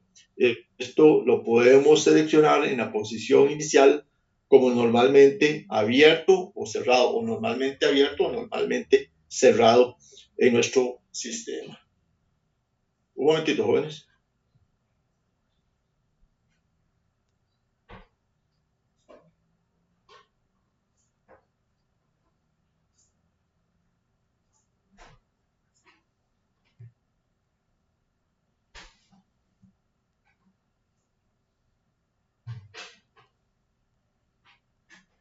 Listo, ¿me escuchan? Sí, profe.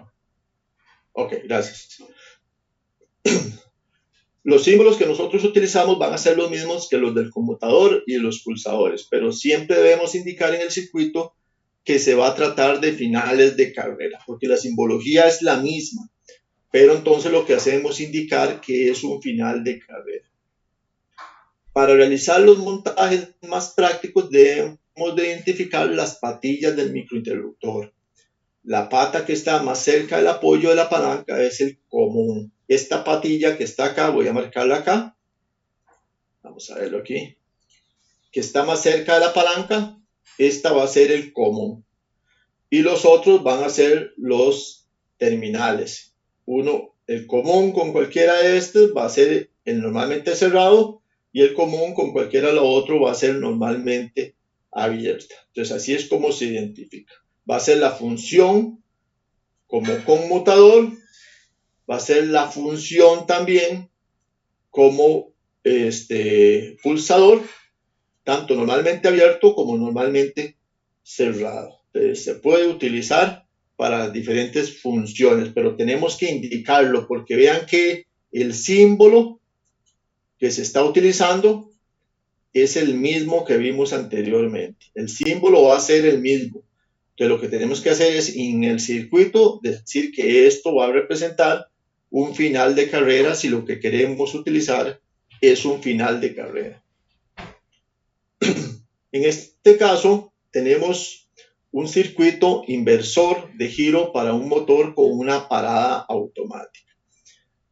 En este circuito, para hacer un ascensor, por ejemplo, la puerta de un garaje o de un puente elevadizo, lo podemos utilizar. Al llegar al final del recorrido, tanto en un sentido como en otro, el motor va a estar parando automáticamente gracias a la introducción de los finales de carrera. Entonces vemos aquí que nosotros tenemos identificado los finales de carrera como FC1 y FC2, final de carrera 1 y final de carrera 2. Acá tenemos nuestro motor y aquí tenemos nuestra fuente de alimentación, que en este caso es de 6 voltios. Cuando nosotros cerramos el interruptor que tenemos acá, va a pasar la corriente por este punto, va a pasar por el final de carrera que está normalmente cerrado y va a accionar el motor y va a retornar a la fuente. El motor va a empezar a moverse y va a llegar y va a empujar este final de carrera y lo va a desconectar. Ya desconectó el motor. Entonces, este final de carrera quedó en condición abierta. Entonces, del otro interruptor que está acá, está abierto en esta posición. Cuando yo presiono el otro interruptor, se va a cerrar el circuito por este otro punto. Se va a venir la corriente y va a pasar por el otro final de carrera que está cerrado y va a alimentar nuestro motor. Entonces, lo que va a hacer es que este va a estar en esta condición, va a alimentar nuestro motor y se va a ir por este otro punto y va a subir por acá y va a llegar aquí. Entonces va a funcionar el motor. Cuando el motor llega al otro final de carrera, la FC2, va a presionar acá y va a abrir el circuito y va a parar el motor. Entonces volvemos a presionar el conmutador que está acá y vuelven a cambiar de posición y volvemos a trabajar el circuito. Entonces es un circuito sencillo con finales de carrera FC1 y FC2 y con un conmutador acá para gobernar un motorcito pequeñito, como para una aplicación muy pequeña. Pero aquí ya estamos incluyendo finales de carrera y conmutadores en un mismo circuito que lo podemos hacer. Luego tenemos los relés.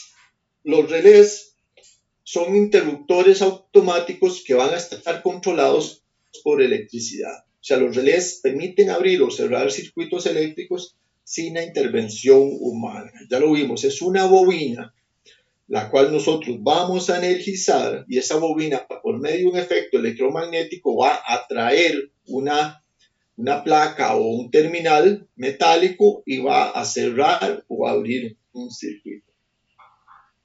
sea, el relé va a ser un elemento que da la orden de que funcione el motor de una puerta automática, por ejemplo, o las luces de un semáforo, o el motor de un ascensor, o multitud de sistemas neumáticos. ¿Qué es lo que hacemos? Que lo utilizamos para gobernar el sistema.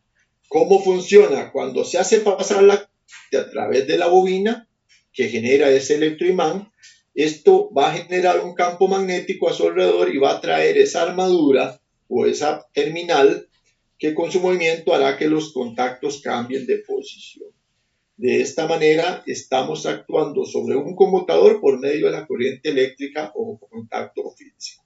Un relay puede ser de un contacto, puede ser de dos contactos, puede ser de 3, de 4, 6, puede ser de múltiples contactos. Como son de múltiples contactos, cuando un contacto se abre, el otro podría cerrarse dependiendo de la función del relé. El símbolo del relé varía en función del número de contactos que se tenga. Puede ser de un interruptor, de un conmutador o un conmutador doble bipolar. O sea, puede tener un único contacto o puede tener diferentes contactos para accionar. Entonces, la bobina del relé, el relé está compuesto por una bobina, que la tenemos acá, que la vamos a identificar. Este va a ser el símbolo de la bobina del relé. Tenemos una parte que es el conmutador. En este caso vemos que tenemos un conmutador en donde tenemos un común y tenemos dos terminales, uno para el contacto normalmente cerrado y otro para el contacto normalmente abierto. O podría ser un conmutador con mayor cantidad de contactos, donde vamos a tener dos comunes y vamos a tener en este caso dos contactos para este común, para cerrado y abierto, y otros dos contactos para este otro común, para cerrado o abierto. Entonces, ¿cómo funciona? A esta bobina que está acá le vamos a meter una corriente muy pequeña. Es una corriente muy pequeña que va a accionar por medio del magnetismo un elemento acá, que lo tenemos acá, voy a meter la línea por acá, va a jalar magnéticamente el elemento hasta este núcleo y eso va a hacer que este terminal del centro que está aquí, este platino, se una con este otro platino de acá y entonces genera la separación con respecto al otro. Entonces abre y cierra un contacto tal y como lo tenemos acá. Tenemos uno en condición cerrado y el otro abierto. Cuando cierra o cuando jala la bobina hacia el otro lado, el que está cerrado se abre y el abierto se cierra. Así es como funciona un relé. ¿Cuál es la condición importante? Que por estos contactos que tenemos acá, es por donde nosotros vamos a pasar la mayor cantidad de corriente. Vamos a gobernar la corriente. Y por la bobina vamos a aplicar una corriente muy pequeña, únicamente para control. Lo llamaremos para control porque va a ser una corriente muy pequeña que vamos a aplicar. Viéndolo de otra forma, nuestro relé sería así, en donde vamos a tener, así es el encapsulado del relé. Antes se fabricaban mucho así de forma transparente. En este encapsulado, pues nosotros vamos a ver que vamos a tener una bobina, en el cual esta bobina va a estar alimentada en este punto, acá abajo. Vamos a alimentar la bobina. Se va a producir un efecto magnético que va a hacer que este terminal o este mecanismo que tenemos acá se desplace hasta el núcleo de la bobina por magnetismo. Cuando baja este elemento, este otro que está acá se va a hacer hacia allá, va a tener una energía, baja aquí y el otro se va a tirar hacia acá.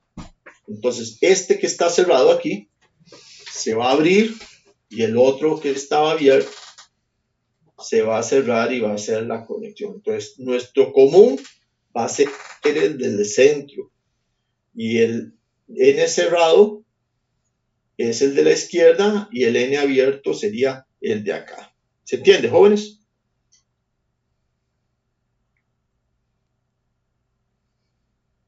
¿Alguna duda? Sí, profe. Muy bien. Muy bien, profe. Ok. Veamos acá el relay, la misma condición, tenemos el común, tenemos el normalmente abierto y tenemos el normalmente cerrado. Estas líneas acá me están indicando que este elemento conector está unido a la bobina, o sea, internamente va a estar unido al núcleo de la bobina para producir el efecto magnético. Entonces va a estar jalándolo para acá, abre el de arriba y cierra el de abajo. Entonces, eso es normalmente cerrado y normalmente abierto, que son los términos que vamos a estar utilizando ahora. Circuitos de control o de potencia por un relé.